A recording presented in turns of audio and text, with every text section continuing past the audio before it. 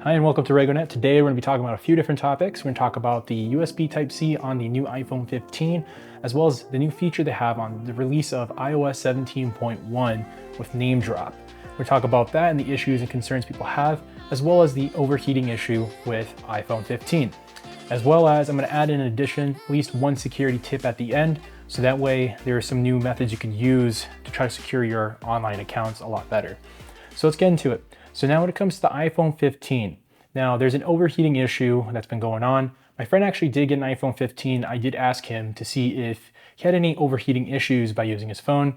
So he's had it for at least, I believe, a month now, and he has not had one issue yet.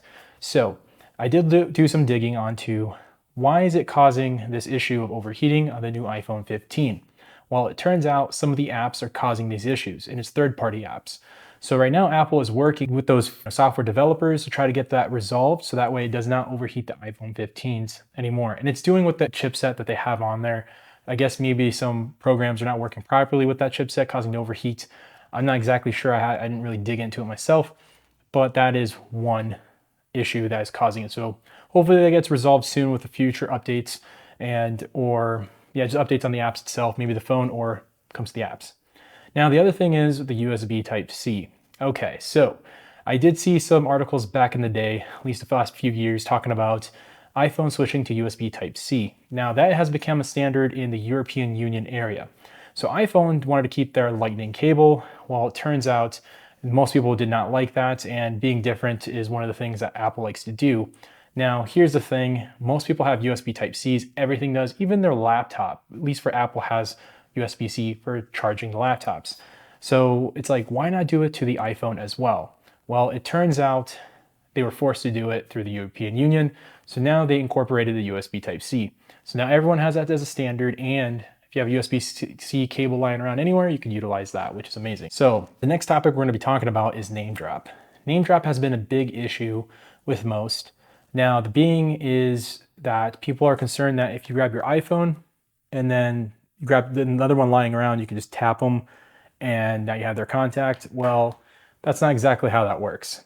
What happens is your phone has to be unlocked. Once your phone's unlocked, the other person's phone also has to be unlocked. And then from that point, you go ahead and tap them. And once you do that, a notification will pop up on both phones saying if you want to receive the contact only or push your contact as well. And you could accept the contact being received or not. That is totally up to you. So that's part of the feature there. So if your phones are both locked, you try to do it, it's not going to work. Now, if you're concerned about this feature and you do want to turn it off, Apple did at least put that in the settings where you could go ahead and turn it off. Now it's on automatically, but you can go in the settings and go ahead and turn that off. So what I'm going to do is I'm going to go ahead and leave in the link below on how to do that. If there's no documentation on Apple's website for that, then I'll go ahead and create my own and then I'll share that with you guys. So don't worry about that. So now let's get to the security tip. So I want to go ahead and share that with you. So I recommend using a multi-factor authentication when it comes to your online accounts. The reason being is most times in social media, especially that, I see a lot of my friends' accounts keep getting hacked, keep creating new accounts every single time. It's just like, why not just get multi-factor authentication to help reduce that chance of a hack taking place? So yes, you have a password when you use to log in, and then you use a multi-factor authentication, whether it's an app, a text message, or an email of a code that comes through. By doing this, you reduce the chances of yourself getting hacked because they have something which is your password, but they don't have something you have. So make sure to do that. That way you don't get compromised as easy. So that's one tip there.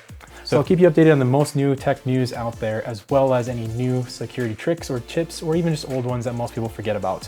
So if you have any questions, again, leave them below, subscribe, hit the notification bell, and have a good one.